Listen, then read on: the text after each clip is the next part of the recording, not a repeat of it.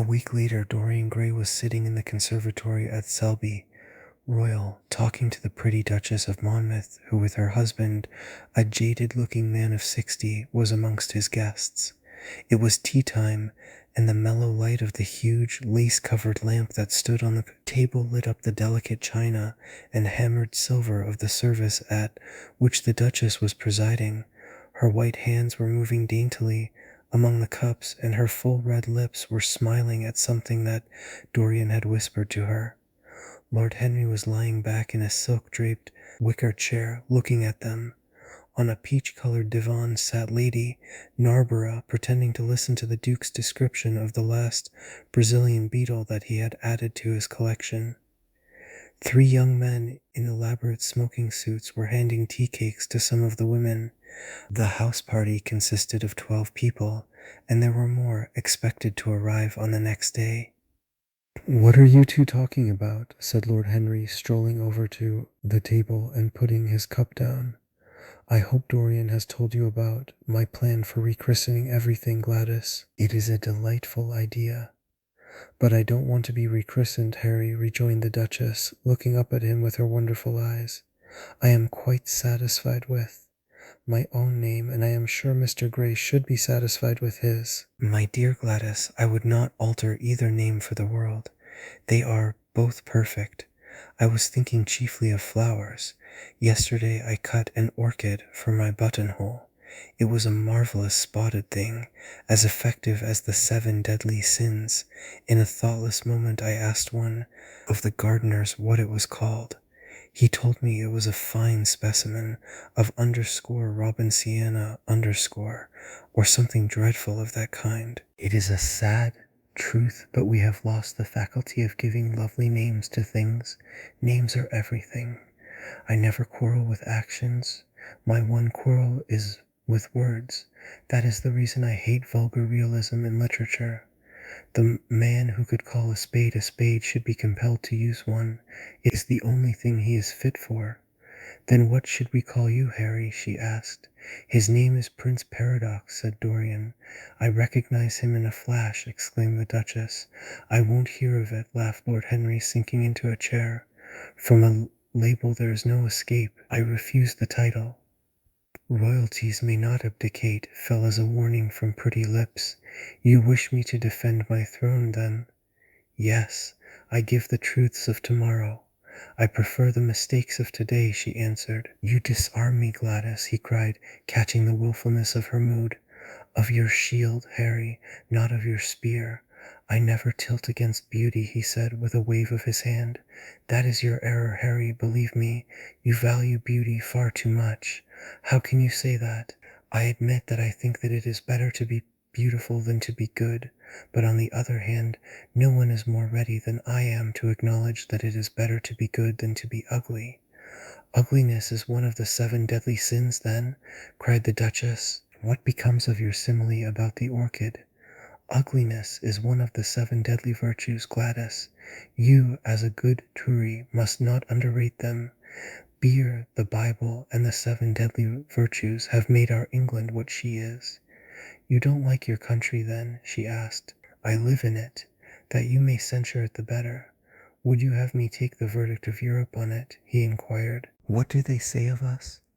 "That Tartuffe has emigrated to England and opened a shop." "Is that yours, Harry?" "I give it to you." "I could not use it. It is too true." "You need not be afraid. Our countrymen never recognize a description. They are practical. They are more cunning than practical. When they make up their ledger, they balance stupidity by wealth and vice by hypocrisy. Still, we have done great things. Great things have been thrust on us, Gladys. We have carried their burden only as far as the Stock Exchange."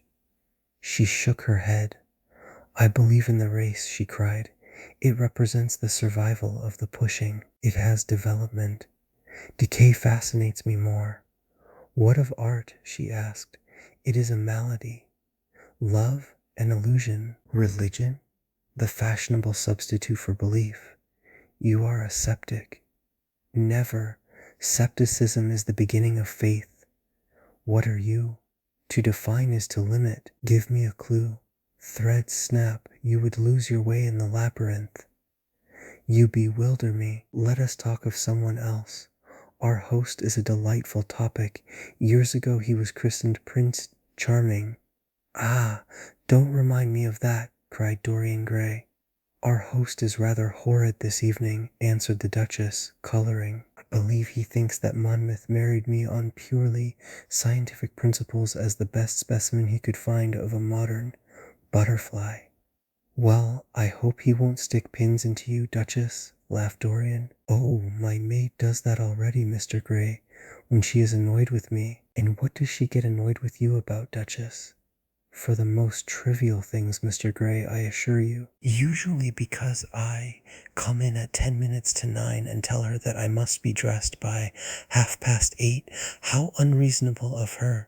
You should give her warning. I daren't, Mr. Gray. Why, she invents hats for me. You remember the one I wore at Lady Hilston's garden party? You don't, but it is nice of you to pretend that you do. Well, she made it out of nothing. All good hats are made out of nothing. Like all good reputations, Gladys, interrupted Lord Henry. Every effect that one produces gives one an enemy. To be popular one must be a mediocrity. Not with women, said the Duchess, shaking her head. And women rule the world. I assure you we can't bear mediocrities. We women, as one says, love with our ears, just as you men love with your eyes, if you ever love at all. It seems to me that we never do anything else, murmured Dorian. Ah, then you never really love Mr. Gray, answered the Duchess with mock sadness. My dear Gladys, cried Lord Henry, how can you say that? Romance lives by repetition, and repetition converts an appetite into an art. Besides, each time that one loves is the only time one has ever loved. Difference of object does not alter singleness of passion, it merely intensifies it. We can have in life but one great experience at best, and the secret of life is to reproduce that experience as often as possible, even when one has been wounded by it, Harry, asked the Duchess after a pause. Especially when one has been wounded by it, answered Lord Henry. The Duchess turned and looked at Dorian Gray with a curious expression in her eyes. What do you say to that, Mr. Gray? She inquired. Dorian hesitated for a moment, then he threw his head back and laughed. I always agree with Harry, Duchess, even when he is wrong. Harry is never wrong, Duchess. And does his philosophy make you happy? I have never searched for happiness. Who wants happiness? I have searched for pleasure and found it, Mr. Gray. Often, too often. The Duchess sighed. I am searching for peace, she said, and if I don't go and dress, I shall have none this evening. Let me get you some orchids, Duchess, cried Dorian, starting to his feet and walking down the conservatory. You are flirting disgracefully with him, said Lord Henry to his cousin. You had better take care. He is very fascinating. If he were not, there would be no battle. Greek meets Greek, then. I am on the side of the Trojans. They fought for a woman. They were defeated. There are worse things than capture, she answered. You gallop with a loose rein. Pace gives life, was the _riposte. I shall write it in my diary tonight. What? That a burnt child loves the fire. I am not even singed. My wings are untouched. You use them for everything except flight. Courage has passed from men to women. It is a new experience for us. You have a rival. Who? He laughed. Lady Narborough, he whispered. She perfectly adores him. You fill me with apprehension. The appeal to antiquity is fatal to us, who are romanticists. Romanticists, you have all the methods of science. Men have educated us, but not explained you. Describe us as a sex, was her challenge. Sphinxes without secrets. She looked at him, smiling. How long Mr. Gray is, she said. Let us go and help him. I have not yet told him the color of my frock. Ah, you must suit your frock to his flowers, Gladys. That would be a premature surrender. Romantic art begins with its climax. I must keep an opportunity for retreat. In the Parthian manner, they found safety in the desert. I could not do that. Women are not always allowed a choice, he answered, but hardly had he finished the sentence before, from the far end of the conservatory came a stifled groan, followed by the dull sound of a heavy fall. Everybody started up. The Duchess stood motionless in horror, and with fear in his eyes. Lord Henry rushed through the flapping palms to find Dorian Gray lying face downwards on the tiled floor in a death-like swoon. He was carried at once into the blue drawing-room and laid upon one of the sofas. After a short time he came to himself and looked round with a dazed expression. "What has happened?" he asked. "Oh, I remember. Am I safe here, Harry?" He began to tremble. "My dear Dorian," answered Lord Henry, "you merely fainted. That was all. You must have overtired yourself. You had better not come down to dinner.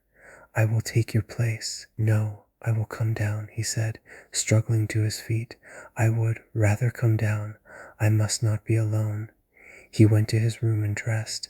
There was a wild recklessness of gaiety in his manner as he sat at table, but now and then a thrill of terror ran through him when he remembered that, pressed against the window of the conservatory, like a white handkerchief, he had seen the face of James Vane watching him.